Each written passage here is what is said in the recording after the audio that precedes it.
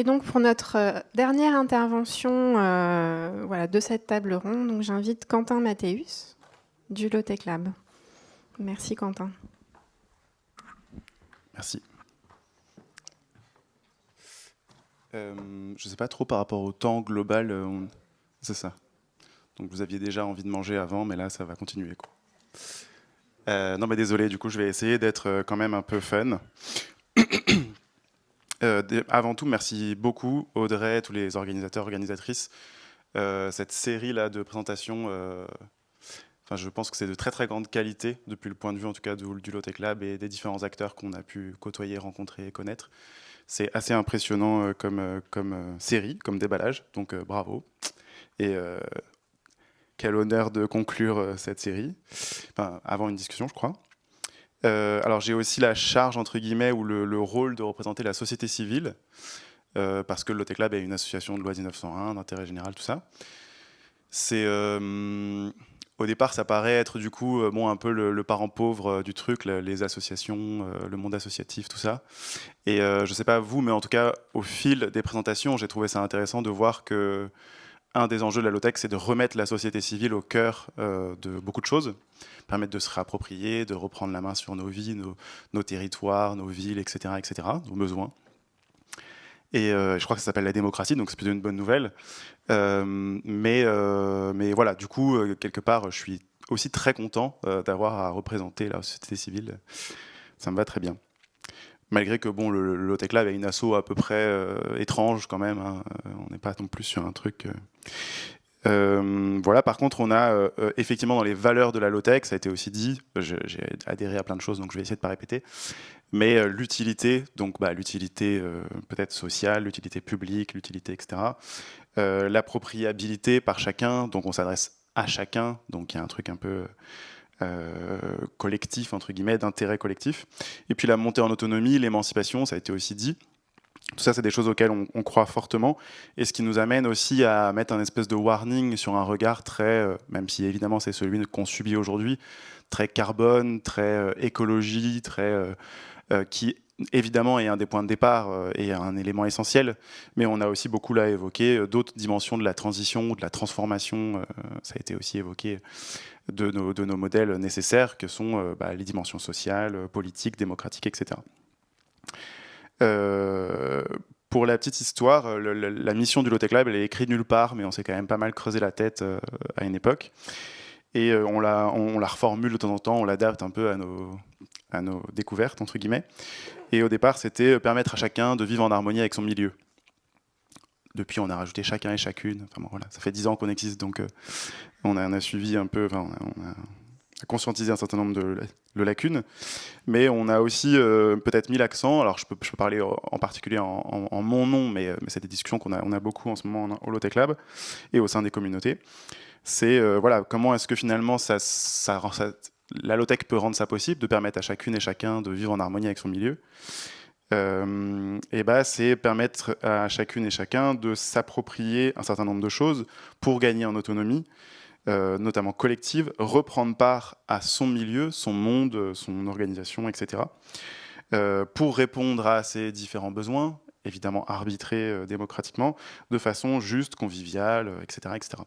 Donc, bon, voilà, ça s'étoffe, entre guillemets, mais je pense que ça en dit long sur, finalement, un truc que je voulais amener, qui était, est-ce que, finalement, la low-tech n'est pas avant tout d'intérêt général, d'intérêt commun, d'intérêt collectif, et donc que beaucoup de ce qui se passe dans l'espèce de friction qu'on peut très bien sentir un peu partout dans les témoignages, entre le monde d'aujourd'hui qui voit un intérêt dans la low-tech, qui voit des leviers, qui voit des sujets de recherche, etc., et le monde d'après auquel peut contribuer la démarche low-tech, je pense, de façon systémique, comme ça a été dit, c'est qu'aujourd'hui, l'intérêt collectif, l'intérêt général, c'est évidemment... Enfin, j'espère que je vais heurter personne, mais c'est pas celui qui prime sur toutes les décisions politiques, je pense, ou sur toutes les décisions tout court justement de développement économique, de progrès technique, etc., etc.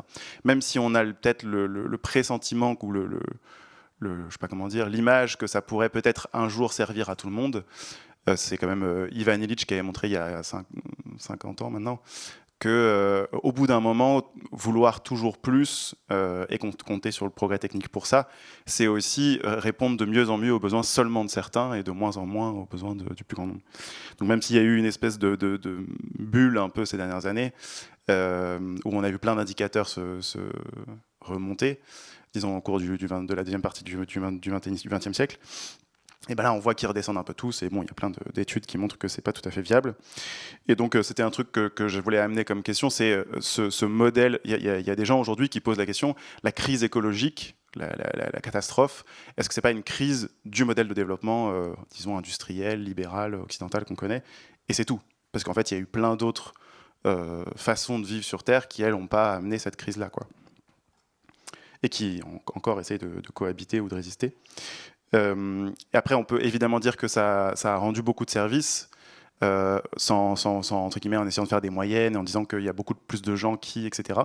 Mais si on regarde tous les gens qui ne pourront plus dans les générations à venir, on voit qu'au final, c'est quand même assez injuste comme modèle de développement. Bref, ça c'était l'intro un peu... Désolé pour ça. Du coup, représentant, entre guillemets, la société civile, en tout cas essayant de parler depuis le point de vue de l'intérêt général qu'on défend un peu corps et âme à l'Holothèque Lab, je peux témoigner d'un mini-truc, c'est que depuis 5 ans maintenant, il y a des communautés locales qui émergent partout en France, dont les uns les autres, vous avez entendu parler, vous connaissez, l'Holothèque Lab Grenoble, l'Holothèque Bordeaux, des acteurs qui n'ont pas ce nom-là aussi, à Pala, à Nantes, etc. Et qui se saisissent du terme, de nos outils aussi, parce qu'on fonctionne beaucoup par les communs en Holothèque Lab, donc de la donnée libre, des outils appropriables, etc., de l'open source. Mais voilà, c'est pas mais, et qui se les approprient et les diffusent, s'en font le relais localement. Et à un moment, on a eu très peur, parce qu'il y a eu un certain nombre comme ça, d'initiatives qui ont émergé, très cool les unes les autres, mais aussi que certaines très intéressées, et je prends ce terme et je vais l'utiliser à plusieurs reprises, intéressées dans le sens économique, et parfois c'est à très bon escient, hein, c'est pouvoir en vivre, ne serait-ce que ça, mais qui en fait biaisait complètement l'intérêt général. On peut l'imaginer, c'était comment est-ce que finalement je peux breveter une partie, enfin si je caricature un peu, hein, mais je peux aller chercher des investisseurs et voilà, start-upper comme on dit, ou scale-upper, et après revendre un truc pour... Voilà, en fait des schémas mentaux, des modèles de représentation, des imaginaires qui étaient évidemment très massivement diffusés à cette époque-là. Et donc on a eu très peur, et on a imposer un seul truc à cette époque-là, ce qui était déjà un peu quand même de l'ordre de l'ingérence et pas très participatif comme processus, mais mine de rien, c'était au fil de nombreuses discussions avec les communautés. C'était en fait une communauté, pour qu'elle rejoigne le réseau, il faut que ce soit une association d'intérêt général. Ça n'empêche pas qu'elle travaille avec plein d'acteurs locaux, voire avec des auto-entrepreneurs, etc. Mais il faut qu'il y ait mine de rien quelque part une trace de ça, quoi. Et il se trouve qu'aujourd'hui, donc moi j'ai eu la chance, depuis les quelques années que je travaille à l'Holothèque Lab, de participer à différents projets, de contribuer à ces projets, notamment les enquêtes du l'Holothèque Lab. Donc je ne sais pas si tous et toutes vous en avez entendu parler, mais si ce n'est pas le cas, n'hésitez pas à aller voir. On a été rencontrer justement un certain nombre d'acteurs comme Néoloco, CPM Industrie, qui sont des grands témoins aujourd'hui, qui incarnaient selon nous les valeurs de la Holothèque, non plus seulement à l'échelle individuelle, que tu présentais très bien là, Tatiana, merci, mais à l'échelle sociale, économique, politique, organisationnelle, et notamment locale, mais pas forcément, chacun a des échelles différentes. Et on a essayé de comprendre, justement, dans une posture un peu de chercheur peut-être, même si on ne s'est jamais trop dit ça. Et ensuite, aujourd'hui, je participe avec plusieurs collègues à l'animation d'une expérimentation à l'échelle du territoire de Concarneau, donc la ville du Sud Finistère où on habite, de l'agglomération pour être précis, avec le soutien de l'ADEME Bretagne et de la région Bretagne, donc un certain nombre d'institutions intéressées par le sujet, à expérimenter justement des façons de faire plus low-tech dans un tissu social, économique, local, en coopération, à se reposer ensemble les questions de besoin, etc. Dernière expérience entre guillemets depuis laquelle je parle, c'est aussi l'écriture d'un bouquin avec Gauthier Roussel qui était un petit peu cité précédemment, qui s'appelle Perspective Low-Tech. Et c'est pas pour en faire la pub, mais il y a pas mal de questions en tout cas qui ont été évoquées là, qu'on a essayé de se poser depuis justement le regard Low-Tech Lab et un peu extérieur du chercheur de Gauthier, notamment de passage à l'échelle, etc.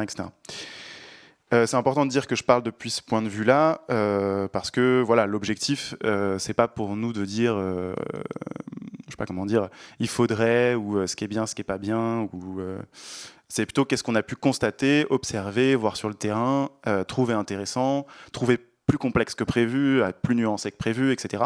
Et qu'est-ce qu'on voit aussi en le confrontant à un tissu économique et social d'un bassin de vie comme celui de Concarneau, donc évidemment qui n'est pas forcément pionnier au départ, enfin, ou préparé au départ.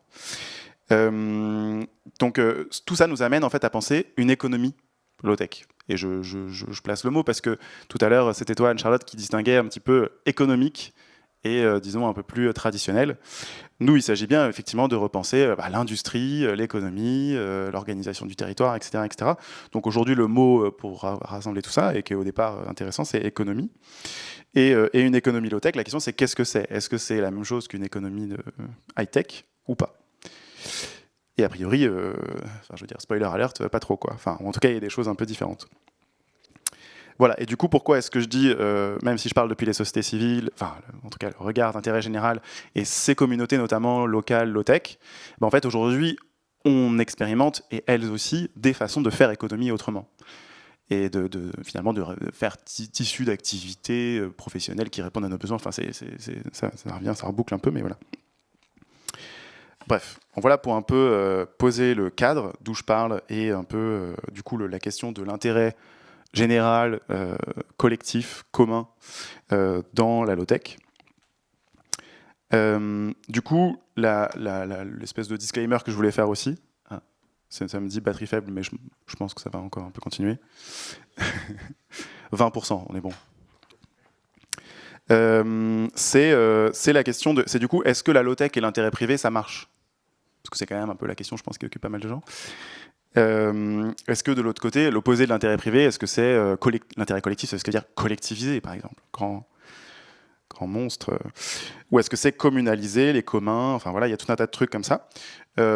Plutôt que de tomber dans ces clichés, je propose un truc, c'est un système alimentaire qui maltraite ni le vivant, dont il dépend un peu directement, ni les travailleurs qui produisent, ni les mangeurs qui consomment.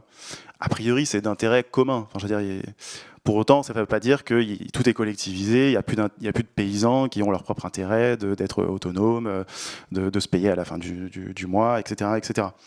Donc, et ça n'empêche pas du tout aussi un système macroéconomique, par exemple, qui permette d'organiser ça à l'échelle d'un État. Enfin, voilà. Donc je pense que c'est plus compliqué entre guillemets que de ranger dans des cases et dire si c'est pas privé, enfin si c'est collectif, c'est pas privé, et machin.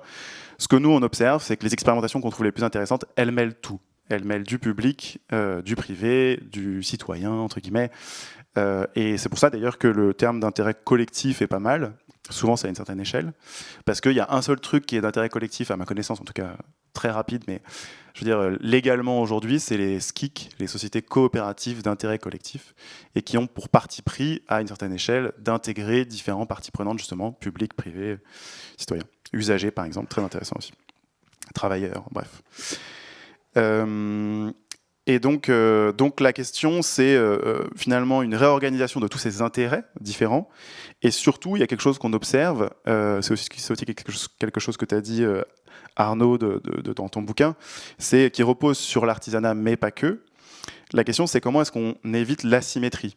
Je pense que c'est un truc un peu intéressant à creuser. On ne l'a pas beaucoup fait pour l'instant. Mais on observe que partout où il y a des démarches low-tech assez épanouies, assez équilibrées, qui commencent à justement prendre de l'ampleur et répondre à des besoins de société de façon un peu sérieuse, et ben en fait, il y a de moins en moins d'asymétrie. Dans le sens où je veux dire, les relations de coopération sont des vraies relations de coopération. Il y a de la négociation possible, il y a de l'interdépendance. Il n'y a pas un jour quelqu'un qui décide que le prix explose ou qu'on arrête d'acheter et donc vous vous effondrez. Enfin voilà. Il y a aussi, donc, comme on l'a dit, notamment dans les scénarios de l'ADEME, beaucoup de coopération et plus que de concurrence. C'était introduit par, j'ai noté le prénom pour pas dire, Jean-Benoît Besset.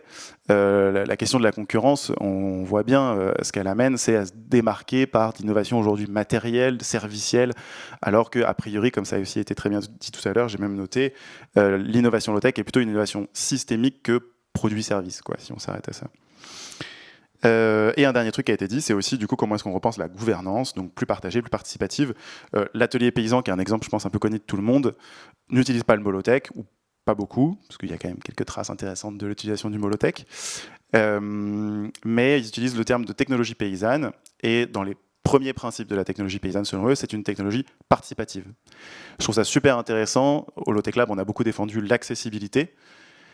qui est très intéressante aussi, mais qui est pleine de biais. Je n'importe quoi. Aujourd'hui, Decathlon, qui est un très bon partenaire par ailleurs, mais rend le sport accessible à tout le monde. En fait, ça veut dire le rend pas cher. Et donc accessible, ça peut être entendu seulement comme ça. Or, il n'y a pas que le pouvoir d'achat qui est un levier, entre guillemets, de transformation de société, je pense. Il y a 2-3 autres leviers à d'autres échelles. C'est aussi le shift qu'avait montré la limitation de l'action individuelle versus d'autres échelles. Et donc, dire qu'une technologie doit être participative, en fait, ça veut dire que l'usager, le bénéficiaire, l'habitant du territoire, le citoyen, j'en sais rien, le travailleur qui utilise son outil, par exemple le boulanger qui utilise son four, doit participer à la conception, doit participer idéalement à la fabrication, à l'installation pour comprendre, même s'il n'est pas devenu ingénieur ou industriel dans la foulée, il a participé. Et en fait, en participant, on s'assure d'une réponse plus efficace, entre guillemets, aux besoins, d'une appropriation plus grande par l'utilisateur, etc., etc. Donc je pense que c'est un levier intéressant à creuser et qui dépasse peut-être un peu la question de l'accessibilité. Bon, j'ai des anecdotes, mais je crois que je n'ai pas beaucoup de temps.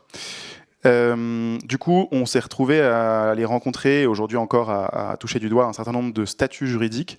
Pareil, je pense que c'est un peu, je ne sais pas comment dire, peut-être une lubie, mais en tout cas, on a vu des statuts juridiques très très différents réussir à compiler tout ça. Donc, je pense que c'est plutôt une question de culture, comme on l'a beaucoup dit. On a vu, voilà, je voulais reprendre l'exemple de CPM, mais une chaudronnerie artisanale ou PME semi-industrielle ou une conserverie dans le même cas, dont je rapproche beaucoup le modèle, qui arrive à s'approprier l'intérêt commun, l'intérêt d'un territoire, etc.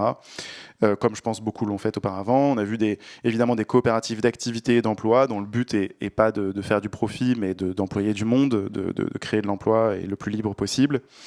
On a vu évidemment avec l'atelier paysan l'exemple de la sécurité sociale de l'alimentation.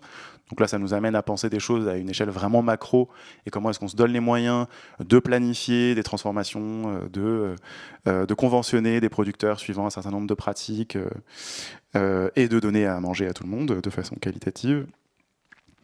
On a vu des entreprises visant la montée qui ont souvent des entreprises classiques, commerciales, mais dont la mission c'est l'autonomie de leurs clients.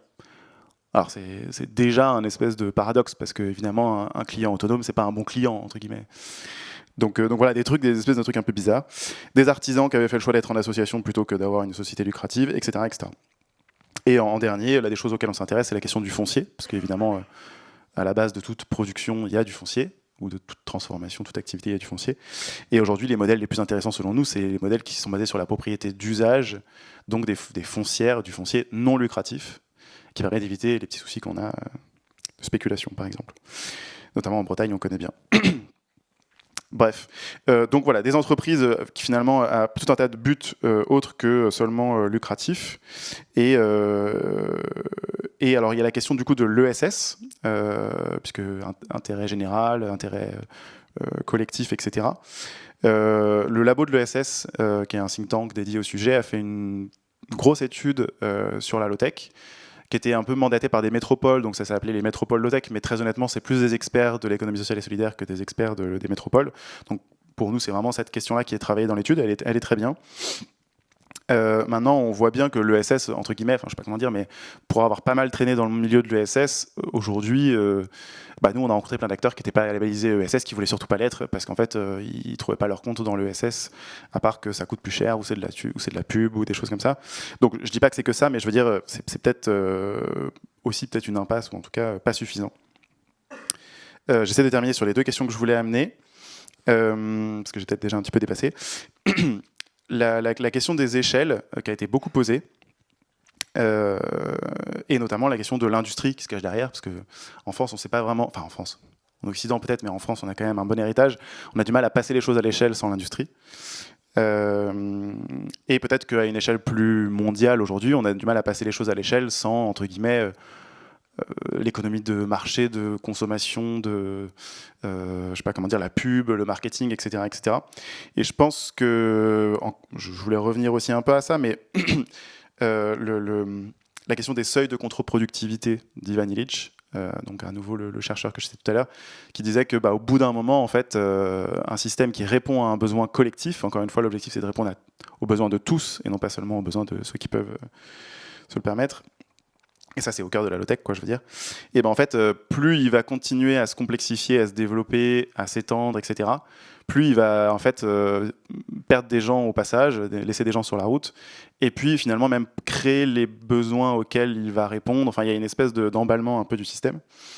Et donc, small is beautiful, disaient certains, mais comment est-ce qu'on passe à l'échelle du small et non pas du big? Bah, ça paraît un peu compliqué.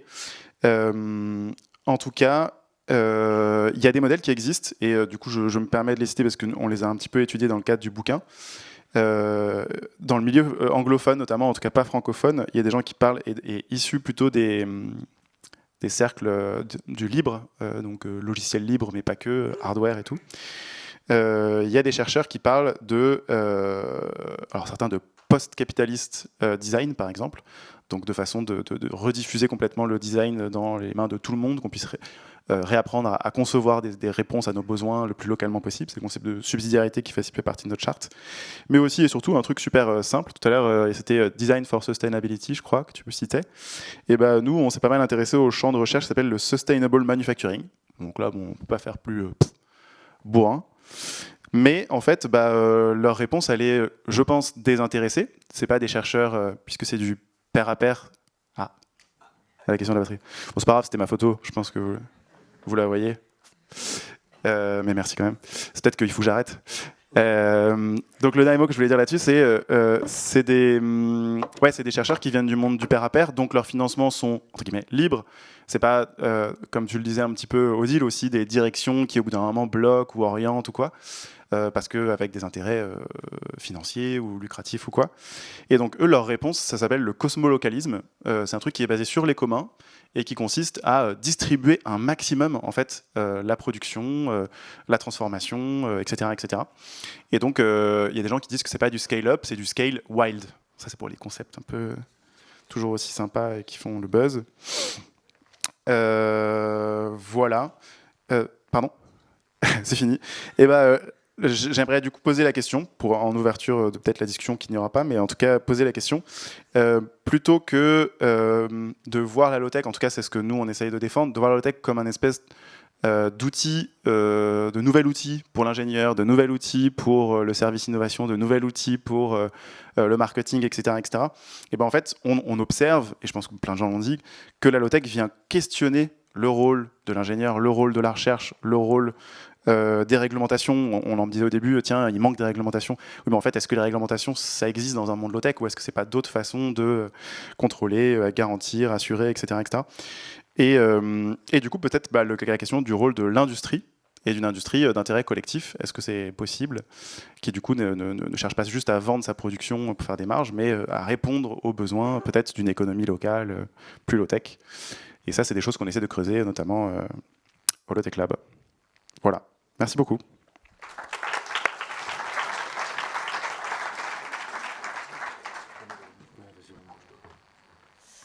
Merci beaucoup.